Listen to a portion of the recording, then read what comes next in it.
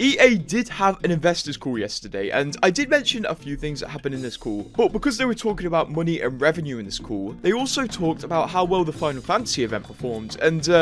it might not be the best news. Now, you may have already seen my video yesterday where I talked about this quote where basically the EA CEO did say it did really well, but also apparently in raw numbers, which is the most important thing, apparently the Final Fantasy event brought 2 of the highest net booking days of Apex during 2023, which is not a good thing if we don't want more of these events because they're quite clearly very successful money-wise. Also, net booking does mean the volume of stuff sold during that day. Also, I didn't actually record this part, but during the call, the CEO was asked if they're thinking of doing more crossover events, and basically they said crossover events weren't touched on too much before this event because they were worried about messing with the lore of the game, but the perception and performance of the Final Fantasy event was relatively good, which for us means we may get more of these in the future. But unfortunately, at the same time, it means we may get more of these Death Box collection events because they did perform that well. They were 2 of the highest selling days of Apex of the year, which is pretty crazy considering the Final Fantasy event was the lowest played event of the year on the player charts.